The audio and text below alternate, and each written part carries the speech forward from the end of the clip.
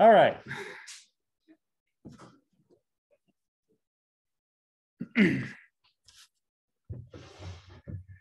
Thanks for joining us.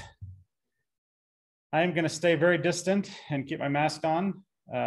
Charlie tested positive for COVID for the second time. So I'm vaccinated and I tested negative. So I'm here, I'll keep my mask on and we'll stay distant. So, but if anyone would rather not be in the same room with me, I understand. You're no offense if you feel like leaving. I know. This is just giving you an excuse. He's not old enough yet. They're like 2 weeks away from approving that. So, right. Assuming he's done with this, we'll come out of quarantine and, and get the shot. Yeah. Yes. So no fun. And that's a nice segue into the book of Job. So we're doing still using the Life Journal reading plan. So each week, we'll just use the readings. I'm not assuming that you've read it ahead of time. And then next week, we have our discussion of Leading on Empty from Wayne Cordero. So we'll be right here, but we'll have that discussion. So I will send out, this week, I will send out the notes. I actually meant to print them off for you. I got this printed, but forgot that. So, but you'll get them by email. And next week, I'll have my notes printed. So it's like 5 or 6 pages that I took key highlights and quotes from the book, key scriptures from the book, and have them in one document. So even if you've not read the book, you'll have something to work with. And that's so you'll get the Cody's Notes version of that. And hello. The book, if you've been reading it, is a little pastor focused just because it's his story.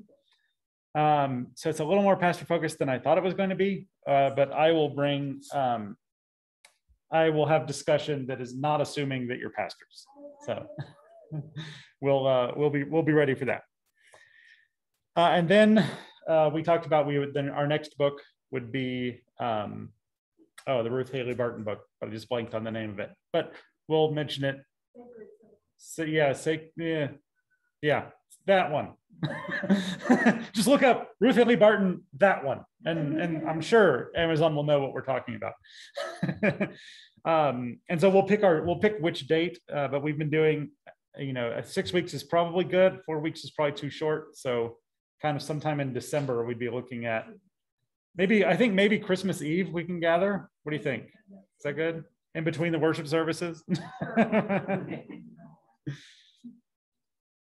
And Amanda, that's a handout we'll use at some point. Now, there's a little girl now in the nursery. All right, so let's talk about Job. That one's easy, right? So we probably don't need to talk about Job because you've all got that one down, right? So I will say that I have perhaps a non-standard take on the book of Job. So you can take this for what it's worth. So one of the questions is, was Job a real guy? Or was he not? And as with many things, the answer is we don't know. Most of the arguments on, he was a real guy, are like, well, Jesus quotes, and mentions the Job and kind of presumes that he's a real guy and how he says it. That doesn't really fly to me. It's like, that doesn't mean anything one way or another, because I can also talk about, Paul said, knowing that it's probably someone else who wrote it in Paul's name on a few of the books. So I do that same thing all the time. And I am on I don't think Job was a real guy. I think this was a thought experiment talking about the problem of evil in the world. With a good God, why do bad things happen? And So that's my non-standard, but not unheard of take on the book of Job. And I'll get into why in a little bit. But it doesn't, I don't think it, in how we interpret it, I don't think it matters all that much except for the first two chapters, and which is the ones we have today. So we'll talk a little bit about that. But essentially, how I see the book of Job is that this is some Jewish religious leaders having a dialogue with each other and with God about why do these bad things happen when we worship a good and all-powerful God. And then they go through every argument anyone has ever thought of for the next 40 chapters as Job and his friends kind of have this dialogue. And his friends kind of each take a different approach on essentially, Job, you must deserve this somehow, for many, many, many chapters. And they go through, well, have you thought about this? Have you thought about that? Have you thought about this? And Job replies. And then the end of the book of Job is the least satisfying ending to a story you will ever find. Does anyone remember the ending of the book of Job? Carol probably does. I bet as a chaplain, you get these questions. So at the end, God answers Job out of the whirlwind and basically says, where were you when? What kind of perspective do you have? What right do you have? And I'm not going to tell you why. That's how I would, that's the Cody's notes version of, here's, however many chapters are in the book of Job. Here's your answer is you don't get to know, but I'll go ahead and restore all the things that happened bad to you. But there's no promise that will happen to anyone else. That's just how Job's story ends. So it's essentially, why do bad things happen? And God says, my perspective is too big for you. You don't get to know. So there's not a satisfying, easy answer. So that's why people still to this day, thousands of years later, the question of, well, how do we, we're still asking that question. We're still asking all those same questions because there is no super easy answer that satisfies us. The answer essentially is an answer that does not satisfy us. There's an answer out there, which is God knows more than we do. God has a bigger perspective than we do. So we don't get to know why, but there's some things we do get to know, which is through Jesus, God is not going to abandon us. God is with us through it all. There's all these other things, none of which are the answer to, well, why is this happening to me? Or why is this happening to someone else? We don't get to know that. It's one of a handful of questions we don't get to know. Another question we don't get to know is when will Jesus return again? And he said, only the Father knows that, not even the Son knows.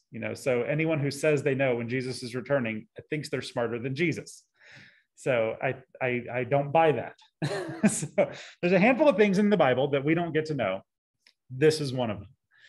But we can still engage with those questions just as Job and his friends do. So for context, if you don't remember Job 1 and 2, essentially it's Job is upright, he's blameless, he follows the Lord. He's kind of set up as this paragon of virtue. And then there's this weird conversation in heaven. And God calls all of the created creatures to account.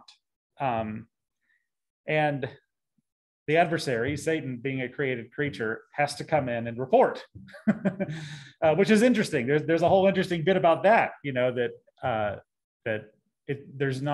God and Satan are not equal. But that raises a whole other set of questions that happen over the next however many chapters of Job.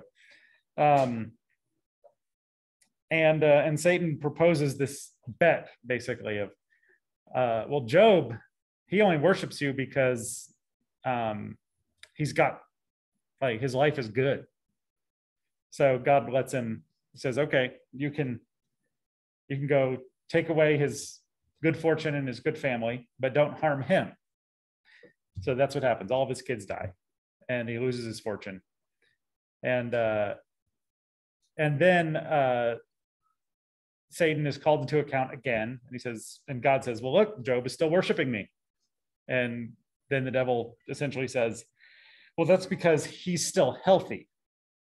So God says, okay, you can't kill him, but you can make him sick. Go ahead. And then, and that's kind of the ending of the 2 chapters of Job. That's where it gets you. Again, I'm painting with a bit of a broad brush here, but that's a good summary. Now here's, first up, before I get to his friends come and respond, which is a fascinating, how they start their response before all the next many chapters is fabulous. I think his friends have the best response to a terrible situation that you'll see pretty much anywhere in the Bible in chapter 2. Then there's the rest of the story, and I think they go off the rails a bit. But I would say this section of chapter 2 is the model of pastoral care.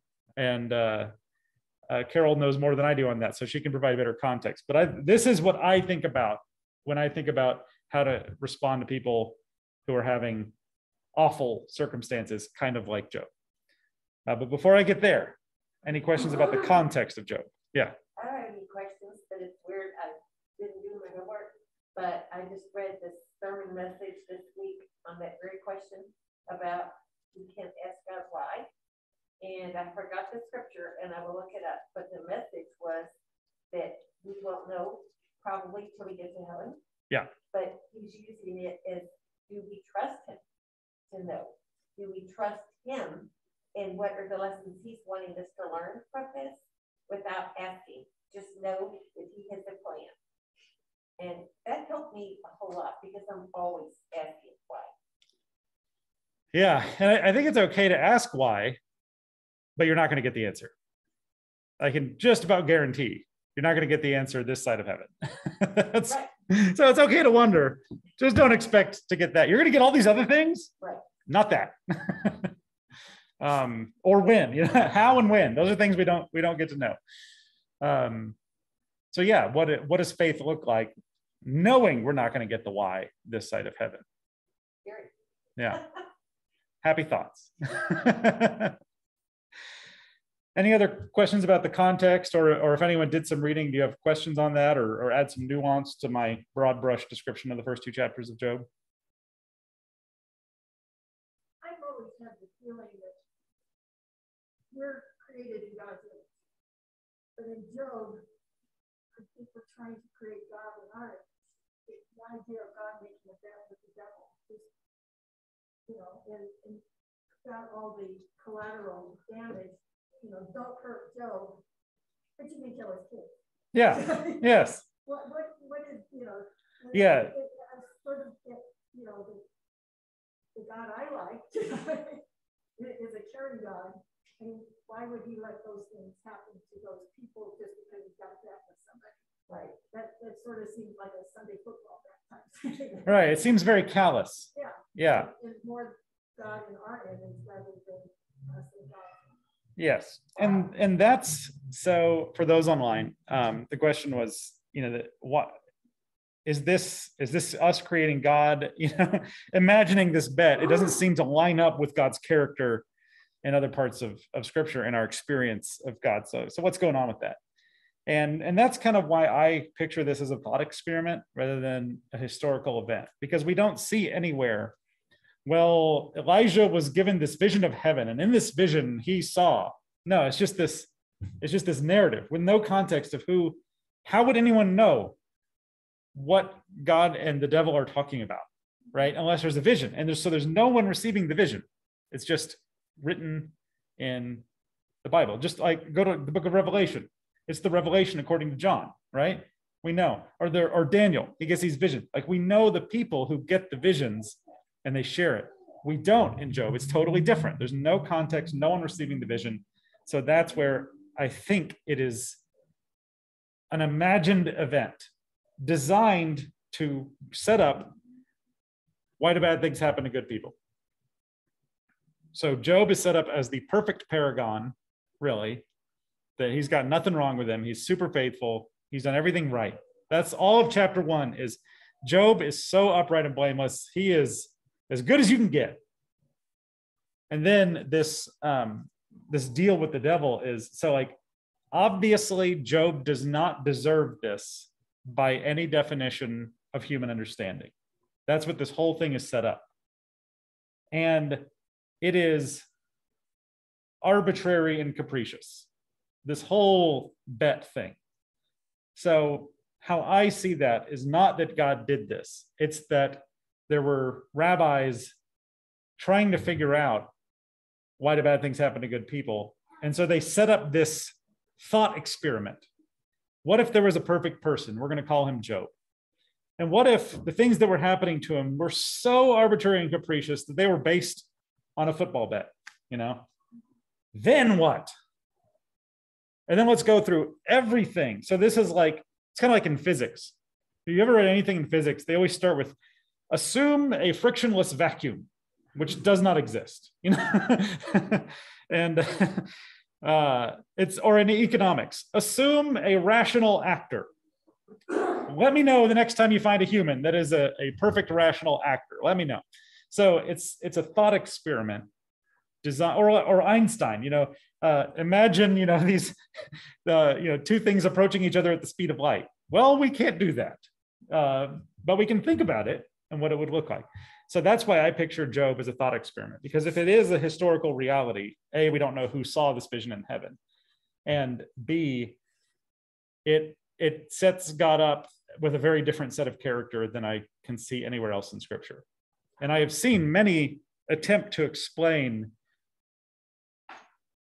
why this doesn't violate God's character. I find them all to be manifestly disappointing. I have yet to read any explanation of this that I can buy, that if this really happened, God is still good, you know? So, and again, maybe I'm wrong. And there are people, many people, who will go down the route of this was real, and here's why God isn't bad for doing this. But I would rather go, I bet the rabbis were dreaming this thing up as an assistance to them actually having this God-centered debate. And this God-centered debate is very useful to us. And their conclusion, I agree with, that God's perspective, even in this arbitrary and capricious start, God's perspective is so big that he doesn't even owe us an explanation for that. So I'm totally with their conclusion. And how they deal with all the different theories of wrong is also, I think, spot on. It's just this really weird beginning, but it makes total sense if it's a thought experiment rather than a person, to me. Any thoughts on that? And maybe I'm just conveniently waving away a problem, you know? Who knows? We'll find out. I don't get to know. Yeah. The whole process about how to consider anything. We're learning. Maybe we don't need an answer. Maybe we just need to be firm. Yeah.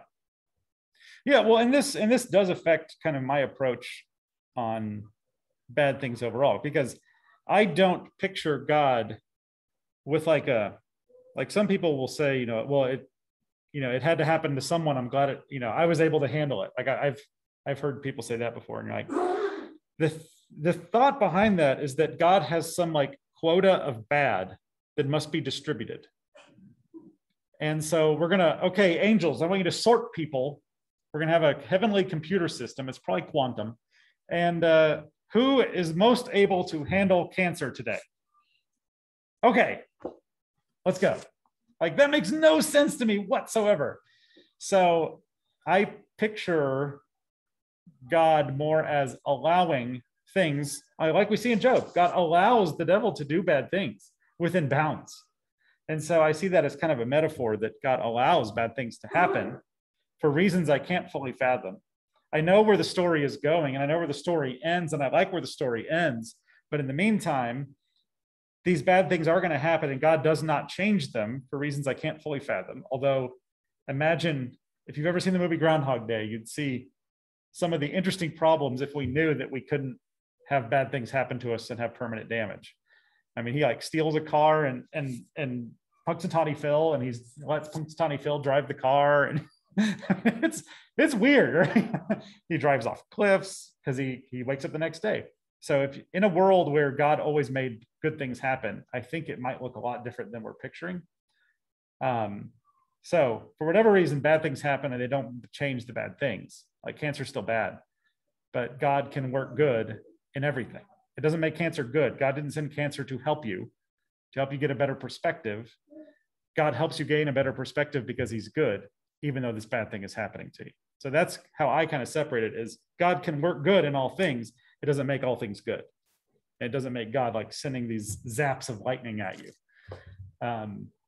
So again, that's worth what you paid for it. You know, that's Cody's take on it, and we won't really know till we get there. Are you saying bad things happen for good reason?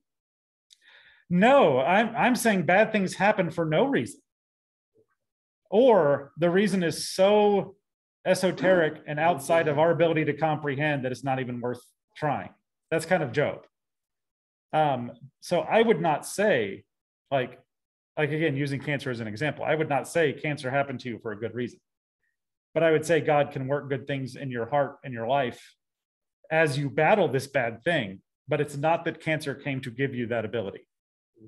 Does that difference make sense? Yes. And again, any extra context you would provide, Carol? Because I mean, you've dealt with a lot of more people than I have in really tough and difficult circumstances. I'm sure you've walked through this kind of stuff with people.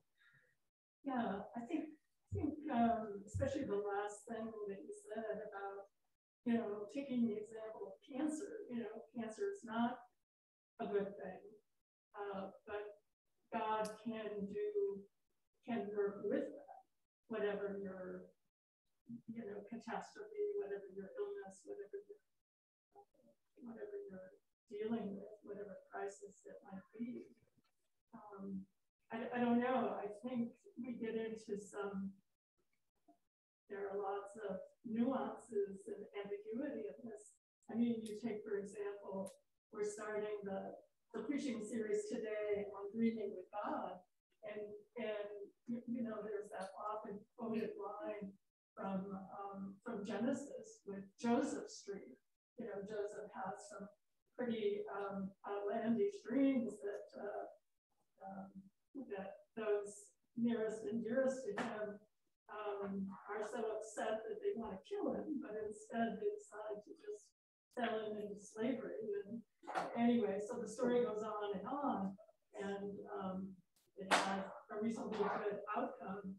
But Joseph says about all these quote unquote bad things that happened to him that he had to deal with, that when his brothers come to him, not knowing that that's him, but for some help, he said, God meant it. You meant it for bad, God meant it for good. I mean, I think that's where we get into trouble, and people thinking there's a reason that 5 million Jews and Gypsies and intellectuals died in the Holocaust. There's a reason that so and so has cancer. So yeah, it's yeah, I think like Joseph is an example of one of the rare times where maybe it was, but it's kind of like God. I often say God sometimes changes circumstances. We call those miracles. But God is really active in changing people. Yeah. I'd like to share something that our church has done. We've been praying for my best friend Joni forever, and Carol knows her sister who had multiple myeloma.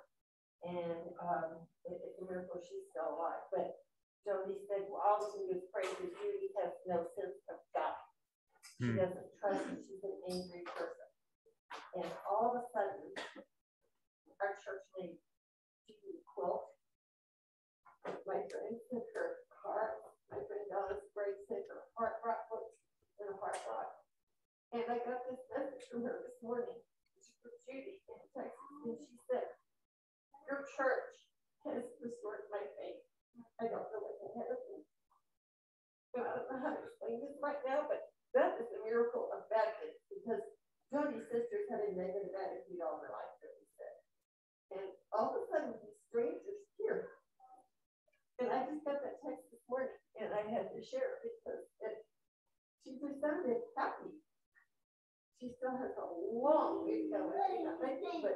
feels lust, and she feels God's love.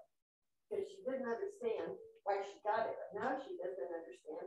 Her focus is why are strangers hatred? Why do they fear? So it's gone full circle, and that's a miracle in their life. Yeah. Well, and that's a fascinating kind of juxtaposition of moving from why is this happening to me to why are these people I don't know caring so much about me? Right. Because that second question actually has an answer, and it's because they're moved by Jesus Christ. Right.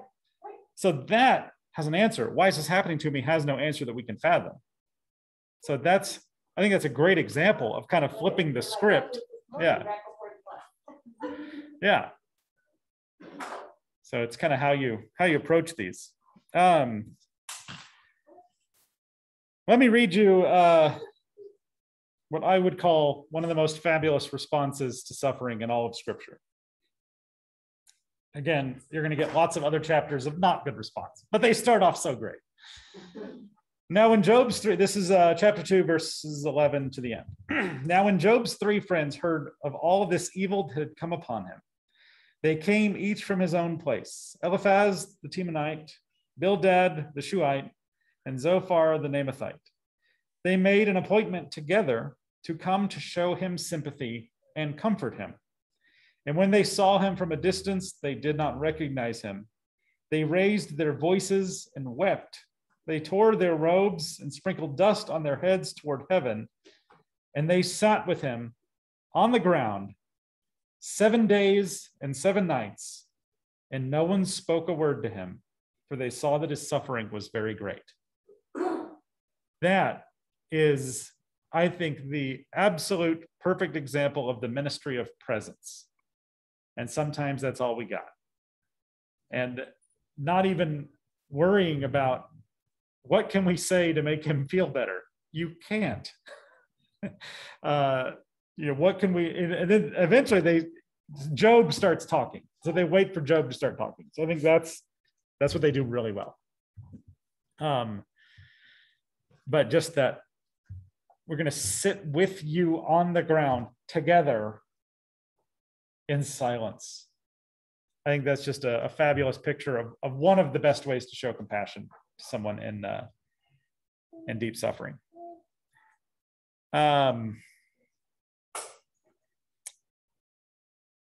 Other comments or questions? I mean, I think we've totally figured out why the bad things happen. So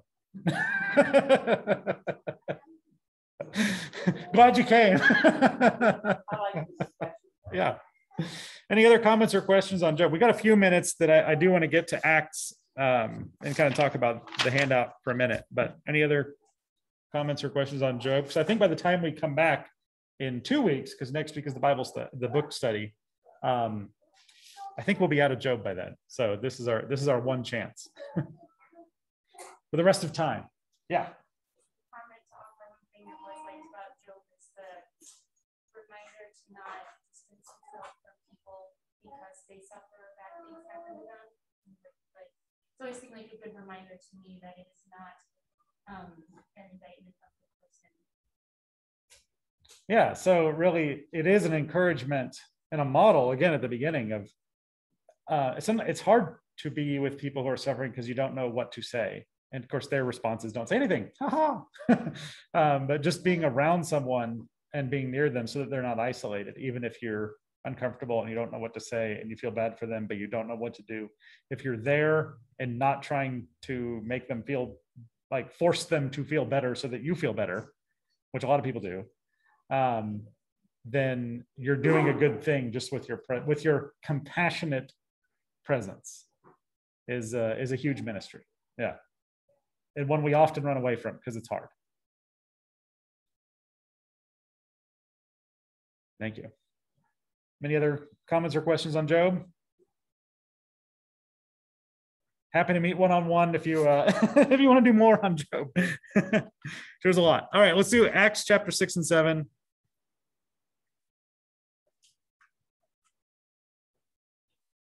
Just briefly.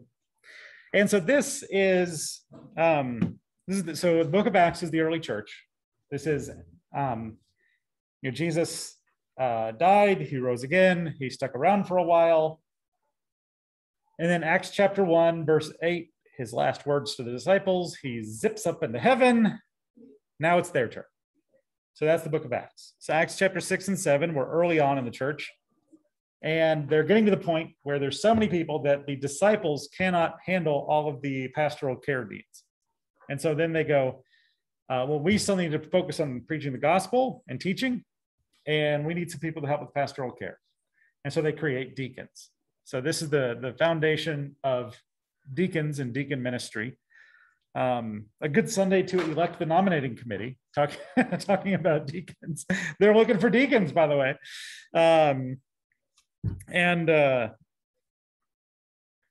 Here it is, verses 2, chapter 6, 2 through 4. The 12 summoned the full number of the disciples and said, "It is not right that we should give up preaching the word of God to serve tables. Therefore, brothers, pick out from among you 7 men of good repute, full of the Spirit and of wisdom, whom we will appoint to this duty. And we will devote ourselves to prayer and to the ministry of the word." And then they pick some of them out, and they're able to focus on the needs, while the 12 focus on teaching and forming people in faith, which is kind of the division that we have here, and many churches do. And what's interesting is, to me, is it's the specialists in ministry that it gets like you're a generalist until you need to be a specialist. and that's something I've talked about many times here about why, it's like Carol is drastically better at pastoral care than I am. It is better when she visits someone. Some people want me to come visit them because of the role I have, but we see in Scripture here the division of of those responsibilities to those who have the specialist spirit within them, and that is better. So that's always a tension in a church, is that what people want and what the Bible actually lays out for us is sometimes in conflict. But as a specialist in ministry, this is something that we did a few years ago, which is talking about your spiritual gifts or your spiritual DNA. And one of the things that's a little difficult, if you've heard of spiritual gifts in the Bible before, is they're talking about different things in different places, and there's different lists because they're a little bit different. So in Romans chapter 12, you get this list of spiritual gifts, which I call spiritual DNA, because this is how you are. It's kind of like your personality, right? An extrovert is just wired differently than an introvert. Someone who is just certain of themselves and is ready to assert that is just wired differently than someone who needs to process. So where it is helpful is knowing that about yourself, and then you can kind of live in the ways that you're designed, right? So that's kind of the idea here. So these spiritual gifts are how you are wired to serve in a way that brings you joy instead of draining you. Anyone ever served in a way that drained them? Yeah. Or been the warm body that they throw you in, sometimes you just got to do what you got to do, but we try as much as possible to help people discover how they're designed and then get them in those roles. So someone who's got the gift of encouraging, supporting, strengthening, counseling, developing, if they're in the position where they have to lead a team, they're off type and it might drain them. If it's not draining them, then cool, we're good. But if it is draining you, it might be because you're in the wrong role, even if it's a ministry you love.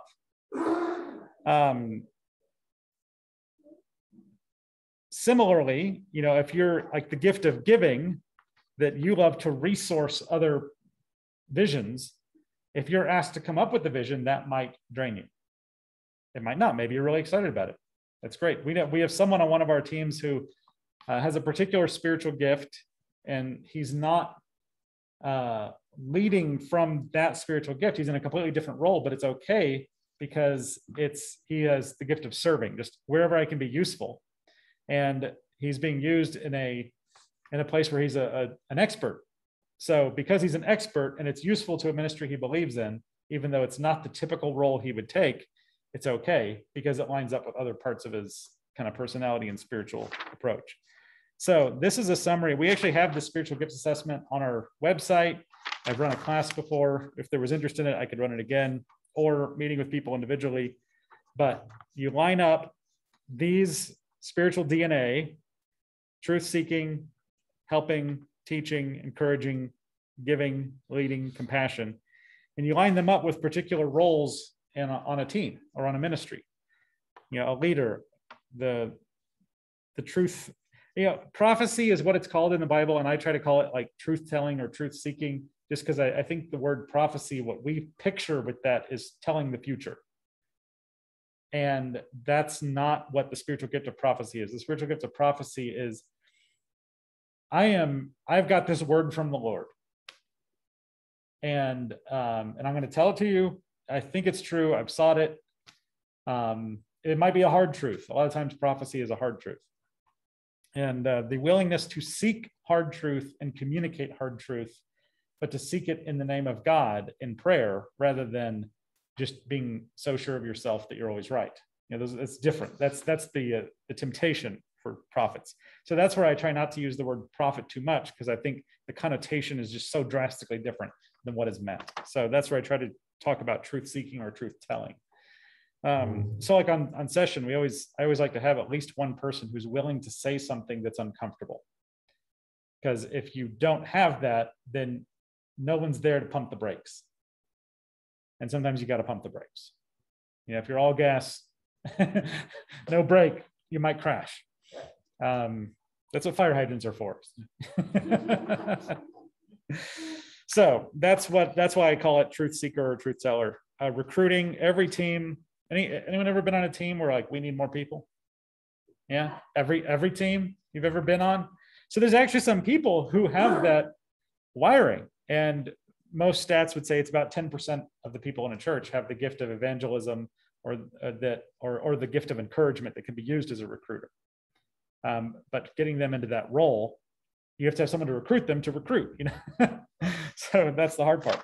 But every team should be having all of these. In an ideal team, which very few of them exist, you would have someone with these spiritual gifts, with each one of these spiritual gifts on your team, to get the full range of spiritual perspective and the full range of spiritual care and support and full range of spiritual leadership. So why I share that is in our text today, the people who became deacons understood their spiritual gifts and other people confirmed it within them. And then they were able to be deployed in a ministry that made a huge difference. So like Linda Kaiser has the gift of leadership. And when she got the vision of the community dinner, then was able to rally people together. And it's a diverse team, kind of like this. And that creates a ministry that makes a big difference in our community. So that's a great example of someone leading from their gifts, having a God dream, being surrounded by people who have different gifts, and creating a ministry that matters and can last. So if you don't know how you are wired, you can take a look at this. Most of the time you can figure it out just by reading this. We also have an assessment on the spiritual gifts tab of our website, and I'd be happy to meet with anyone if you want to try to figure out how you're wired to serve and how you might be able to deploy that. So there you go. That's about our time together. I got time for like one or two questions. Any comments or questions on this stuff?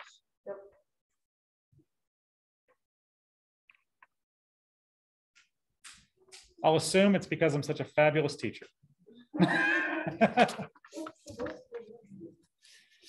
So the book for next week is called Leading on Empty. It's about burnout. And yeah. So again, I'll send out my notes that are already done. So you don't have to have read it to participate in the discussion next week. Yes, the Cody's Notes version. All right. Thank you for joining. We're praying for Cody, Charlie.